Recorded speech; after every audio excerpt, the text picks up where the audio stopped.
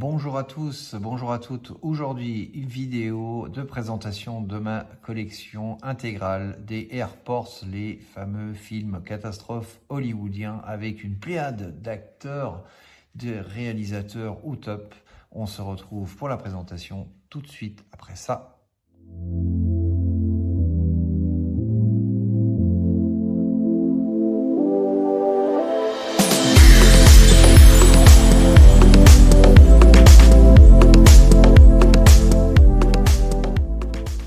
Alors aujourd'hui, je voulais vous présenter ma collection intégrale des films Airports qui sont répartis chez deux éditeurs. Le premier chez BQHL et les trois suivants sont chez Elephant Film, que j'ai reçu d'ailleurs très récemment dans une offre exceptionnelle. C'est pour ça que j'en ai profité et j'ai pu enfin avoir l'intégrale de ces films que moi je trouve extraordinaires. Alors après, forcément, pour certains, ils diront qu'ils ont mal vieilli, des effets spéciaux sont un peu kitsch, c'est vrai. Faut pas oublier que ce sont des films qui datent des années 70 et 80.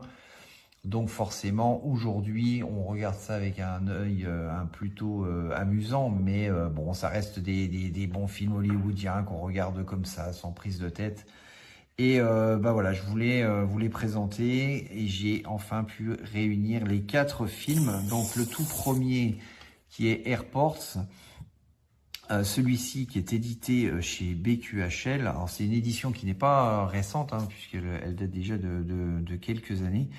Mais bon, c'était l'occasion pour moi de pouvoir enfin les acheter et j'ai eu un peu de mal, il faut reconnaître, à les retrouver. Donc le tout premier se présente comme ça dans une édition, dans un Blu-ray amarré avec un fourreau. Et on a à l'intérieur donc le disque, le Blu-ray et son petit livret avec pas mal d'informations dessus, des belles photos, du texte, bien évidemment tout ça en français qui raconte un peu les secrets de tournage, les effets, les jeux d'acteurs, etc. Donc c'était plutôt une petite collection qui était plutôt sympathique, une petite édition sympathique chez BQHL. Alors, je les ai tous regardés aujourd'hui, sauf le tout dernier.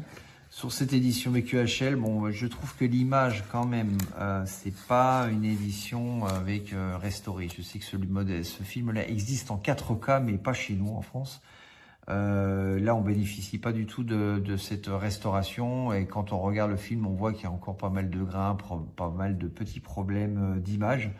Peut-être qu'un jour, soit l'éditeur BQHL ou un autre reprendront les droits de ce film et nous sortiront enfin un 4K qui mériterait amplement. Mais bon, en attendant, c'est la seule édition qu'on a officielle française de chez BQHL avec ces petits détails techniques. Alors dessus, il n'y a pas de bonus. Le seul bonus, on va dire, qu'il y a sur ce film, c'est le livret. Mais autrement, voilà, c'est une édition qui est relativement simple. Voilà, les petites infos techniques très rapides. Mais bon, voilà. Je trouve que j'avais envie de le posséder et les autres également. Et là, je suis tombé sur une offre de chez Elephant Film où ils vendaient les 3 films à 39,90 €, les 3, alors qu'ils sont normalement vendus 19,99 € pièce. Donc là, c'était une offre plutôt sympathique où vous pouviez acheter les 3 d'un coup. Donc j'ai pas hésité bien longtemps. Et donc j'ai acheté donc chez Elephant Film le suivant, Airports 75, film américain donc tourné en 1974 exactement, où il est l'histoire, la suite proprement dite de Airports avec cette fois toujours un 747, mais par rapport au premier où ça se passe dans une piste enneigée où on a un avion qui bloque la piste et un autre qui aimerait bien pouvoir atterrir. Donc c'est plutôt semi-catastrophe, on va dire. Celui-ci est plus basé quand même sur l'action avec cette fois une explosion en vol. Et je vais pas vous spoiler le film pour ceux qui ne l'auraient pas encore vu. Mais bon, l'action est un peu plus présente que sur le premier film. On a toujours des pléiades d'acteurs, hein, comme à chaque fois. sur ce genre de film. Et on retrouve, par rapport au premier, on a toujours George Kennedy qui reprend son rôle. C'est le seul acteur que vous retrouvez du premier au second, et que vous retrouverez d'ailleurs dans toute la saga Airport. Mais là, nous avons cette fois Karen Black, Charlton Heston, toujours des grandes stars hein, dans ce genre de film hollywoodien. Et là, chez Elephant Film, il est un peu plus complet puisque vous avez un Blu-ray et vous avez un DVD. Alors, point de vue bonus, il n'y a pas grand-chose à part des bandes annonces. Tout le reste, ce sont vous avez la bande originale du cinéma du film. Après, c'est des bandes annonces d'autres films. Bon. Mais il n'y a rien d'extraordinaire en termes de contenu bonus, malheureusement. Par contre, en ce qui concerne l'image et le son, vous avez là, cette fois, de la restauration. Donc, c'est quand même beaucoup mieux. L'image est vraiment bien restaurée. Bien que on soit sur un support Blu-ray standard, on bénéficie d'une restauration quand même du film. Et franchement, très chouette, très joli. Donc, à l'intérieur, c'est très simple. Toujours pareil, un fourreau comme chez VQHL. Et là, on a les deux disques, donc on a le Blu-ray et le DVD derrière. Et on a un artwork avec quelques jolies photos qui sont plutôt sympathiques.